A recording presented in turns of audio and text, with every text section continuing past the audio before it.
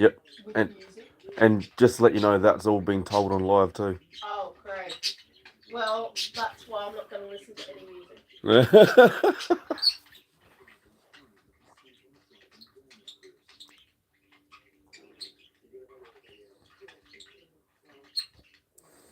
Just waiting for the chat to build up, everybody. Do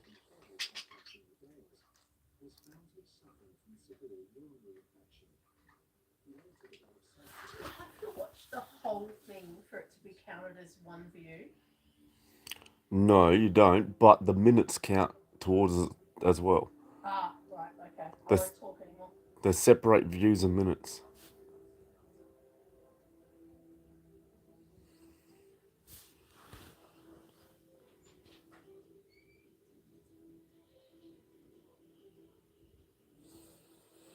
Once the numbers build up, I'll get the conversation on the road. We've got a lot to discuss. We're going to be talking about the Ancient Anunnakis, also known as the Atlanteans. And where do they come from, and who genetically, well, actually, where do they come from and who made them? Because the theory is that they genetically engineered us. So it's potentially true that another species genetically engineered them. So once the numbers build up, I'll start the chat.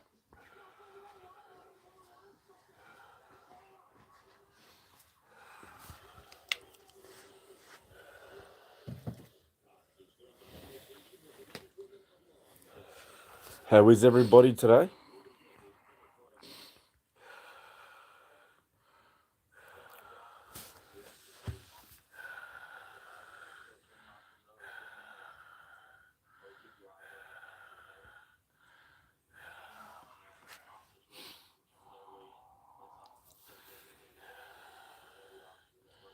Feel free to say hello in the comments when you come in.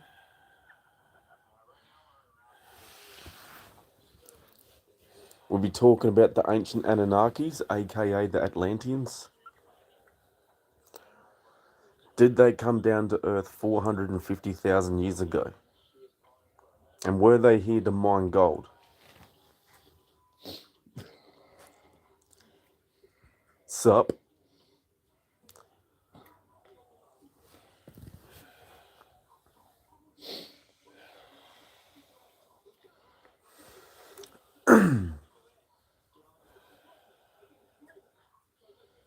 So the way the story goes is in the ancient tablets, it says, now this is not coming from me, this is coming from people that translated the tablets. It says that 450,000 years ago, there was an ancient extraterrestrial species that came down to Earth known as the Ancient Anunnakis, or just the Anunnakis. Another name for them was the Atlanteans. Now, their correct species was the Atlanteans, in my opinion, and the Anunnakis was just a general term to cover a broad spectrum of extraterrestrials.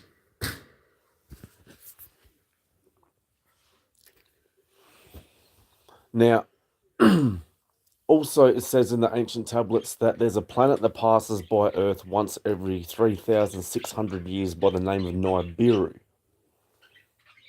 And in these ancient tablets it says these Atlanteans came from Nibiru.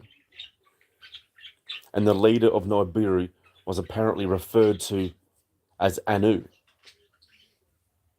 And apparently Anu had two sons called Enki and Enlil. And the way the story goes, Enki and Enlil were sent down to Earth with a bunch of other Atlanteans. And their job was to mine gold and use that gold to take it to their home planet Nibiru and repair the atmosphere on their planet. Thank you so much, everybody, for the likes.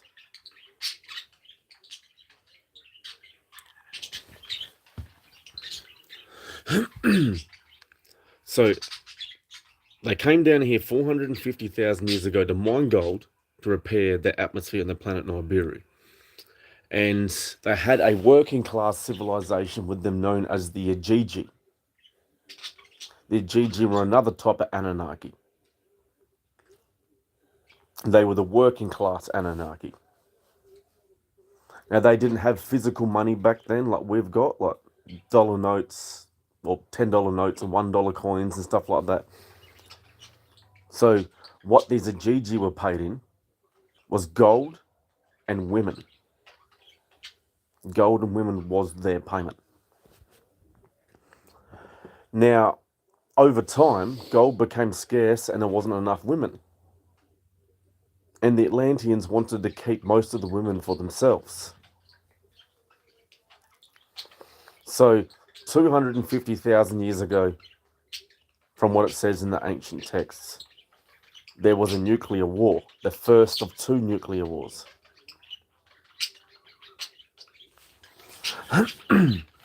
In that war, the first one, the war was on Earth, Mars, and Luna. Luna is the moon.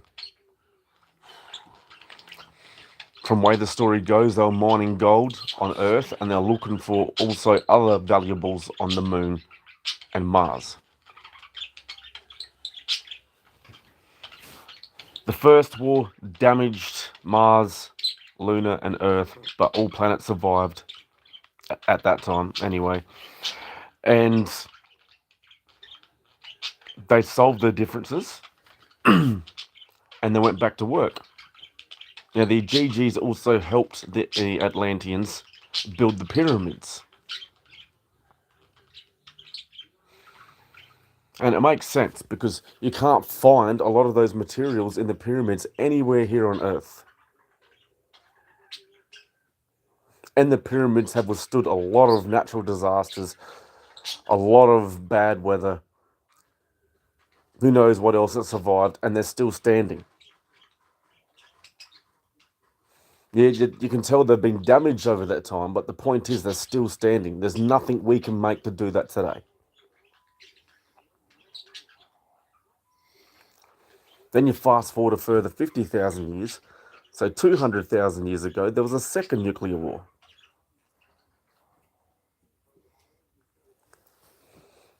This time the nuclear war was a lot worse. And that nuclear war killed the surface of Mars and severely damaged Luna, our moon.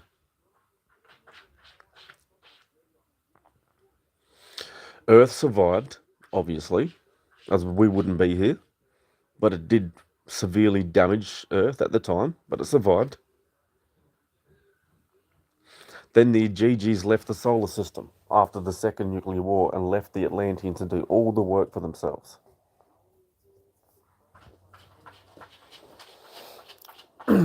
So, at this time, the Atlanteans were stuck to do all the work for themselves. And they didn't want to do the work for themselves because they weren't used to doing all the hard labor. They were used to commanding everyone what to do. They were used to making the demands. So what they done, they found this already existing hominid here on Earth called Homo erectus. This living species known as Homo erectus were a very spiritual species, but they were extremely underdeveloped technologically. So what the Atlanteans done was grabbed these Homo erectus, some of them anyway, and spliced their DNA with the Atlantean DNA and mixed it with carbon clay. And that's how they've created the very first attempt of making a Homo sapiens. There was many failed experiments making the Homo sapiens with the carbon clay and the spliced DNA. And after many attempts, they went back to the drawing board and say, how about we do this?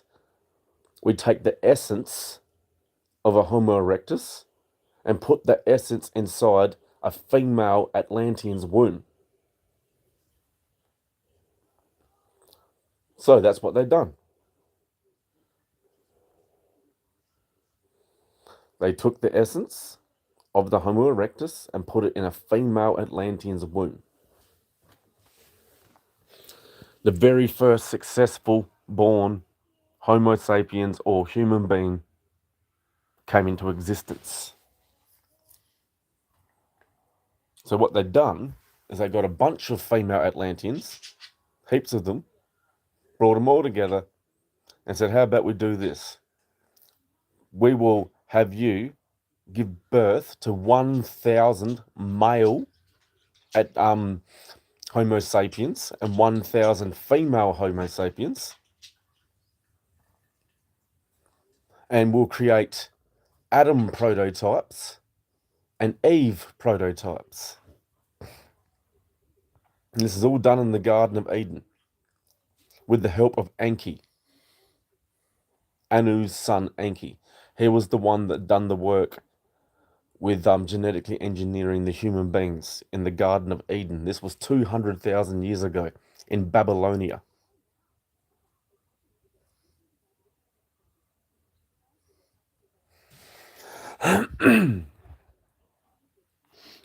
Now, this is not me claiming this. This is many researchers claiming this and many translators claiming this that translated the texts. So I'm not saying that I discovered this myself. I discovered this from other people. But I did do a lot of research myself, of course. But I came to the same conclusion.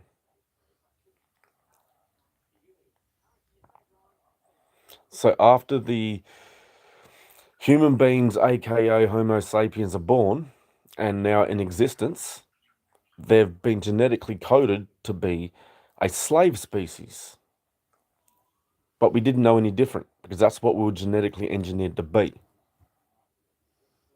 So they created us as slaves and we helped them mine the gold, build the pyramids, and all the other labor and construction that had to go with it. And there was lots of it. But we didn't complain because we were made to do that.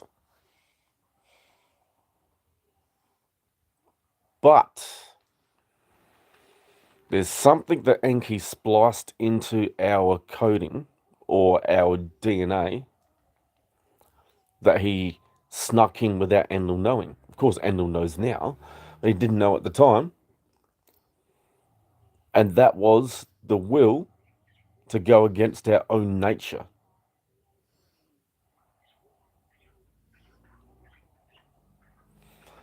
A will to make our own decisions. And in doing so, they made a test. Enlil wanted to test us. And the way he done that was he put Adam and Eve, one of the Adam prototypes, one of the Eve prototypes, in the Garden of Eden with an apple tree. Now, the apple tree wasn't poisonous and there was no snake. That part was added.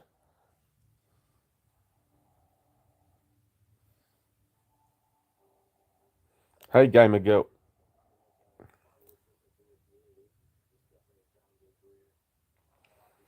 So, what happened was they told them to not touch the apple on that tree. It wasn't a poisonous apple.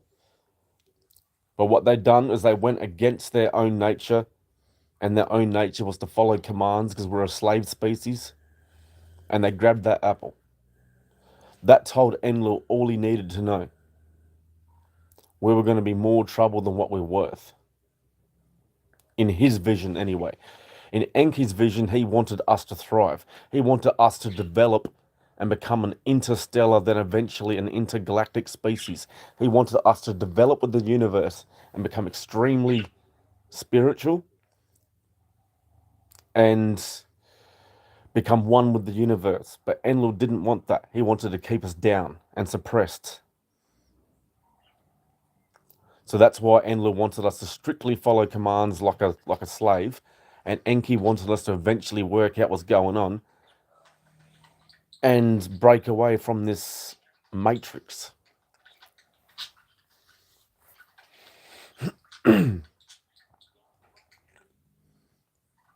So over the years, there was many great resets where Enlil reset civilization many times over. Hi.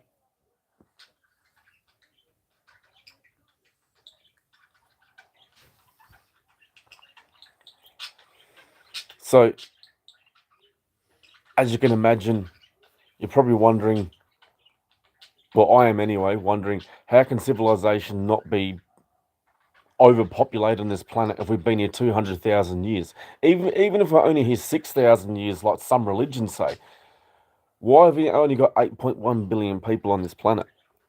It doesn't make any sense. I know there's a lot of plagues and stuff like that, but it still doesn't make any sense why I've only got 8.1 billion. That's because there was a lot of great resets where there was natural disasters like massive floods, and all those floods were done by design.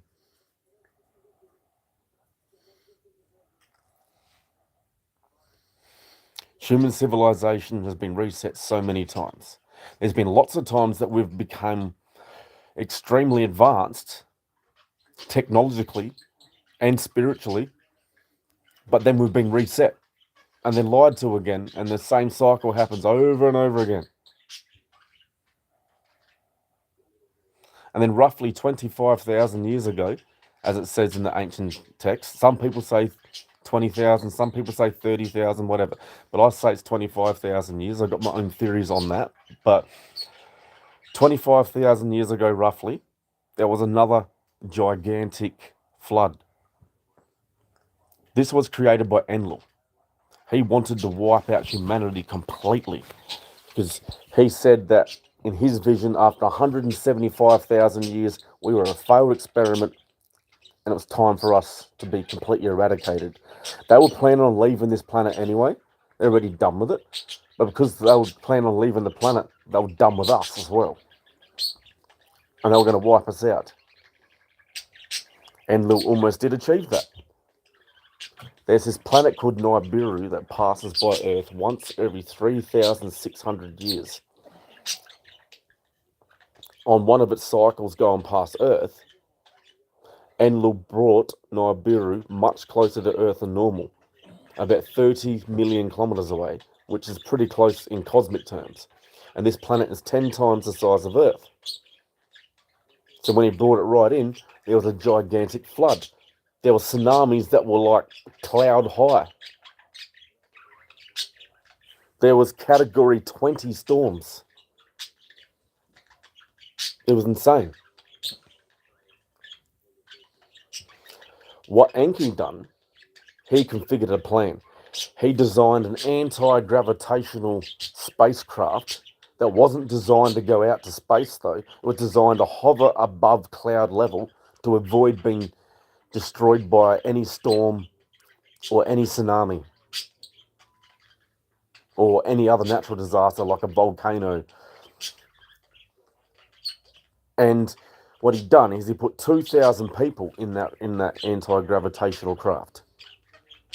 And he grabbed one of every animal DNA in tiny little capsules and one of female DNA in tiny little capsules, millions of them, and put them on that spaceship. It wasn't actual animals like I said in the Bible. They were tiny little DNA capsules.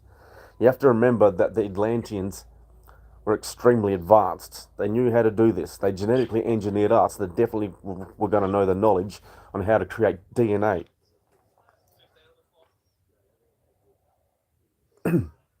So, the storm, or the flood, or the great deluge, whatever you want to call it, lasted about 3 months. After that 3 months, the people in that craft came down onto a small island that was much less affected by the massive flood than compared to the rest of the planet. And Enlil and Enki and all his people who were on the spacecraft well away from Earth came back down when the flood finished. And Enlil noticed there was a smoke cloud coming from an island. It was the surviving Homo sapiens that was sending smoke signals to see if anyone else survived. Enlil wasn't happy at all. It's in the ancient text it says this. He was not happy at all. And him and Enki had a massive falling out.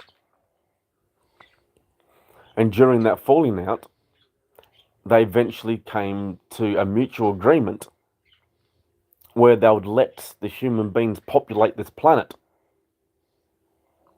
But they were going to come back in time to see what we've learnt and see what type of species we have become. Now, obviously, if we are a failed experiment, then Enlil is going to react very maliciously, so to speak. But I believe Enki is coming back. I believe that Booga Sophia that was found in Booga, Colombia, in South America is a direct message from Enki. It's got ancient texts and ancient symbols on the Booga Sophia. And Dr. Stephen Greer and his crew have translated that ancient text, and it says there's a great catastrophe coming, but don't worry, you're going to be okay. I think this is a repeat of what happened 25,000 years ago. I think Nibiru is almost here. I personally think it's only 3 years away. I've done a lot of research on this. I could be wrong about the arrival date, but I know it's close. It's not that far away. So, that's the story of how we're genetically engineered and the history according to the ancient texts. Now, where did the Atlanteans come from? Were they genetically engineered? Now, this story is going to get strange, but it's also going to seem very familiar with the story that I just told you. The story goes, there was this species called the Carians. Apparently, the Carians are the ones that genetically engineered the Atlanteans. And this is going back billions of years ago. Apparently. Now, when you fast forward a few more billion years, so now we're talking about only a few million years ago, there is information out there saying that the Atlanteans and the Carians came together and genetically engineered the Draco reptilians in the star system known as Draco. So apparently that's what the story is. Apparently the Atlanteans and the Carians genetically engineered the Draco reptilians. And the Draco reptilians were known as Siakas. Ciakars. Siakas. They were this crocodile-type reptilian species that were intelligent, but they were still just crocodile species. They weren't advanced enough to be walking around like an ET. But when the Atlanteans and the Carians got a hold of them, they genetically engineered them into a highly advanced, intelligent species. Now, they originally genetically engineered them to be peaceful, not a war-torn species like they are now. But the rumor goes that somewhere along the lines, when they were getting genetically made, someone slipped something into them. And I think that was Enlil. I don't think it was the Carians. I think it was Enlil the Atlantean that done that. It kind of makes sense since he was the one that wanted to wipe out humanity. And now, if you believe in the stories, the Draco reptilians are here right now, masquerading over humanity. I reckon that was Enlil. I'm not saying it was his plan to do this to humanity all along, because we didn't even exist yet. This is going back millions of years ago. If you believe in this in the ancient texts, we were genetically engineered 200,000 years ago. So that's a massive gap.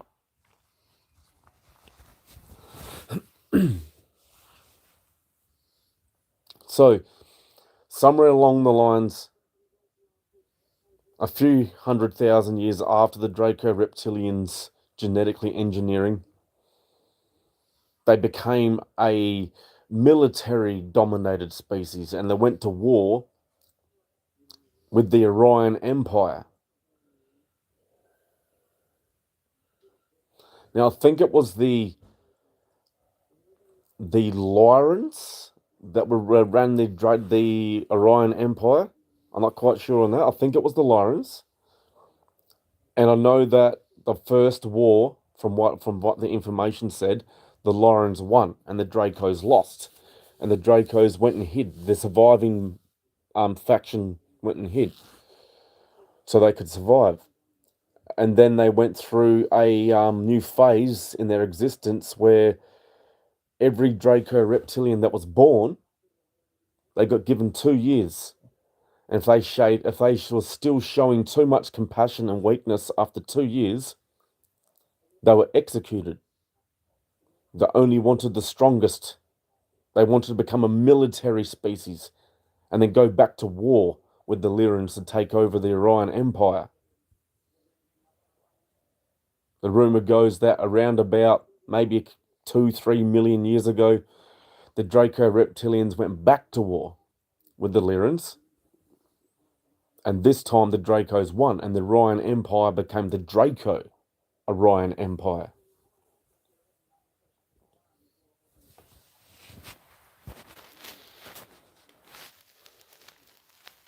Then you fast forward about 450,000 years ago, the Atlanteans come down here.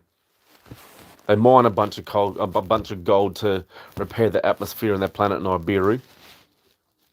Then, when they decide to get up and leave, and there's only a select few of us left after the Great Deluge, also known as the Great Flood, it's very ironic how it's the Draco reptilians that end up here. I reckon Enlil brought them here because he helped genetically engineer them. Then we end up with religion. Think about that. Only 6,000 or 7,000 years ago, we end up with religion. And there's a massive gap in time that people can't find much evidence of. And that's 7,000 to 10,000 years ago. There's a gap between 7,000 and 10,000 years ago where people can't remember much, or there's not much evidence left behind to prove much. But you can find evidence of stuff that happened 10,000 years ago and beyond. So why is it from now to 7,000 years ago we can tell you what happened, and then 10,000 years ago and further we can tell you what happened, but we can't tell you what happened between 7 and 10,000 years ago? There's a 3,000-year gap. I think one of the cycles in Nibiru, because Nibiru comes past once every 3,600 years, I think between 7,200 and 10,800 years ago, I reckon that was the exact number, something happened with one of the orbital cycles of Nibiru going past Earth when they wiped our memory. Something happened when they wiped our memory. And then 7,000 years ago, we're back in infancy again. And that's when religion was born. That's just my hypothesis on that situation. And I think it was the Draco reptilians that done it. And they learnt from the Atlanteans, because the Atlanteans didn't really have a religion. They didn't even really have a kingdom. They did, but not the way we do. Most of their ranks were military ranks. So, for example, priests was a military rank. King was a military rank. King priest was a military rank, and God priest was a military rank, and God king was a military rank. Now, over time, all these names were separated, and the term God King was confused with some other ancient bullshit.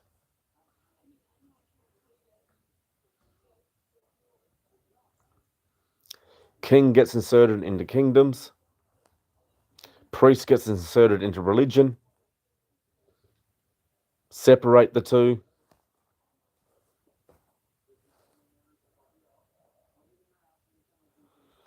They pulled one over us, and they've been lying to us for a very long time. In fact, they've been lying to us since we were very first created 200,000 years ago. That's not a new thing. We don't get told the truth.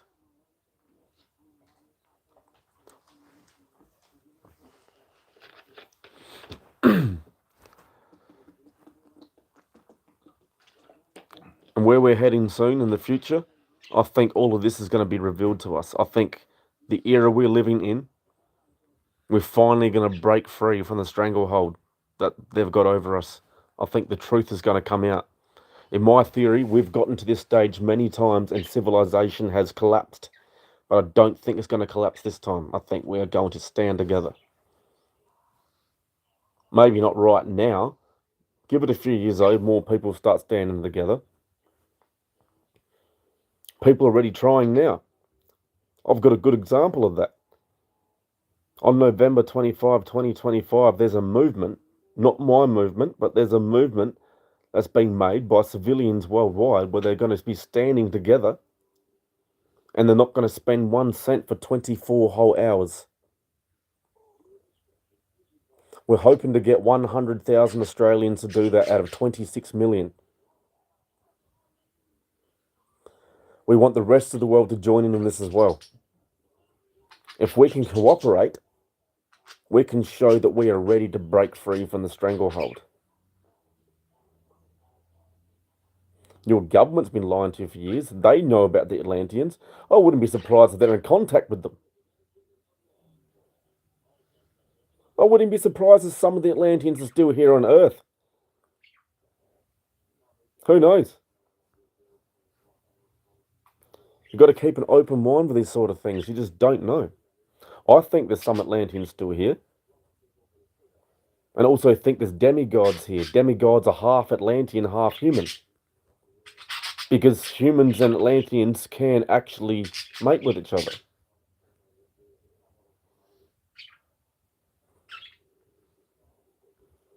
Same with Draco reptilians and humans, they can as well. And Draco reptilians and Anunnakis can. So can Lyrans and human beings. So can Lyrans and human beings. We are all Anunnakis. Anunnaki is a general term. It covers about 10 or 12 different extraterrestrial species. Atlanteans is a type of Anunnaki. Human beings are a type of Anunnaki because we've actually got Atlantean DNA in us, spliced with Homo erectus DNA. We can actually blend all these species.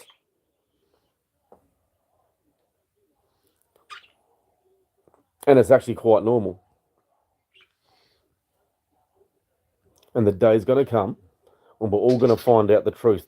Not just about mating with extraterrestrials. I mean, in general, we're going to find out the truth about everything the government's been hiding from us. We're going to find out that they knew about the existence of the extraterrestrials this whole time. We're going to find out the truth that they've been reverse engineering their craft this whole time. We're going to find out they've got a scalar weapon, and that's how they've been knocking their craft out of the sky. And we're also going to find out the hard way, if they keep going the way they are, when the real ETs come down and have enough of their crap. I bet you a lot of people didn't know this. Back in 2004, there was going to be a nuclear war. There was nuclear warheads set and armed, ready to go.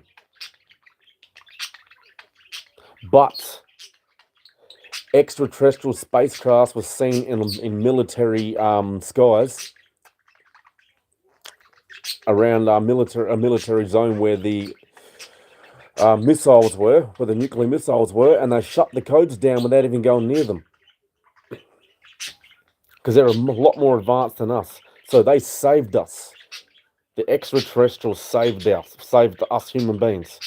If it wasn't for them, that nuclear war would have happened. There's also another time. I think it was around about 2012.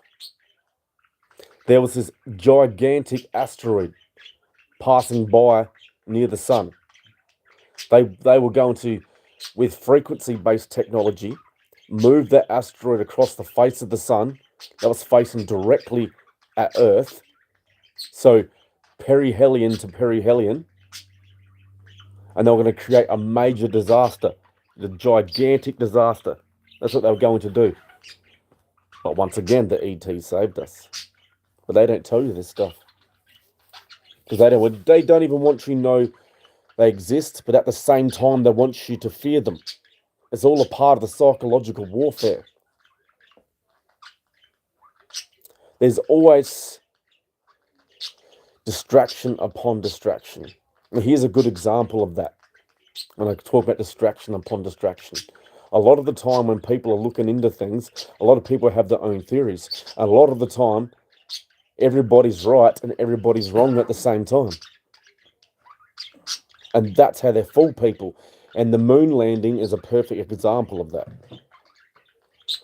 Everybody was right about they actually did land on the moon. But everybody was also right that footage was fake. So how can the footage be fake but they're not on the moon? But they are on the moon. That's because they went to the moon 2 weeks before anyone knew they did. And that shuttle that everyone's seen on TV was fake. They crash landed that rocket that was meant to go in deep space in the ocean. The real spaceship left 2 weeks before anyone knew it was leaving. And the one that everyone thought that was going to go to the moon had all these attachments on it, many attachments. The one that actually left 2 weeks before that was a single capsule spaceship. And apparently we don't even know how to make that today. That's a lie. They've been genetically engineering extraterrestrial spacecraft for a very long time. That's how they got to the moon. The footage we've seen was fake. Yes, I agree with that. But they did go. So that's a good example of how they can create illusion upon illusion if everybody's right and wrong at the same time.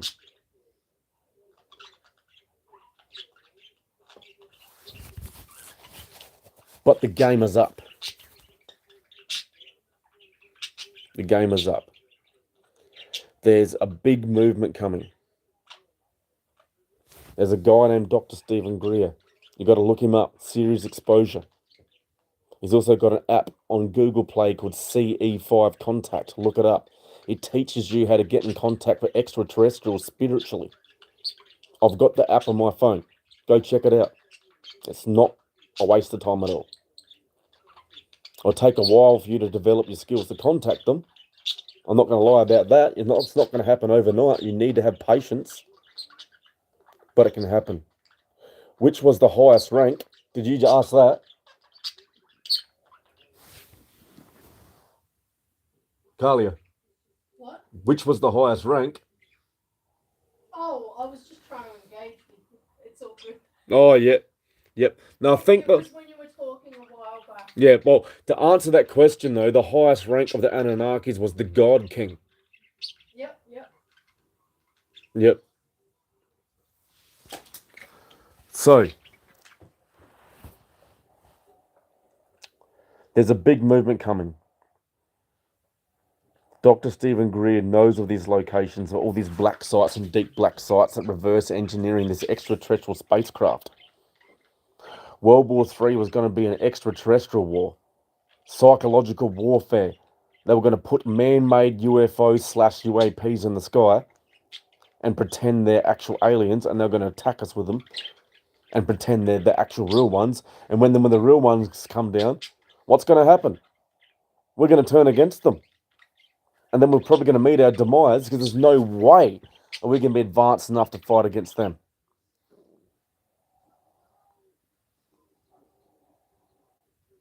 But there is a movement coming where they are going to put a stop to this. They're going to create a RICO class action. And they're going to expose the secret government that's working to do all this. And when they get exposed, all that extraterrestrial technology is going to be revealed to us. Some of it's still going to remain in secret for a reason. They don't want some terrorist agency getting a hold of it and turning it into some anti-gravitational bomb and blowing us all up. But there's going to be a lot revealed to us. And this dystopia we live in is going to be turned into a utopia through quartz crystal technology that will create 0-point energy. It will extract unlimited energy from the vacuum of space. Even though space ain't actually a vacuum, that's a lie. It's full of infinity amount of cells all through deep space. The entire universe is made up of tiny little cells. It's a sea of cells. That's why they measure deep space in nautical miles, because it's a sea of cells. And the ocean is also a sea of cells, because the universe is made of cells, and that's measured in nautical miles. Isn't that a bit of a coincidence? The ancient Anunnaki / Atlanteans and the Igigis were the Navy. And our Navy here on Earth are getting ready to head into the stars. While the Atlanteans' Navy came from the stars. We're copying exactly what they've done. We've learnt everything from them. I'm not saying it's a bad thing, but we need to change what we're doing. Change our path. We're going to self-destruct. And that's why there's a movement going to get all this technology out of the wrong hands.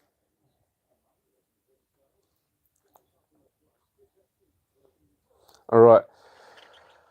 That's enough on this video. I'm going to be back tomorrow to do another one. Thank you for everybody that tuned in. I'm just starting my YouTube channel.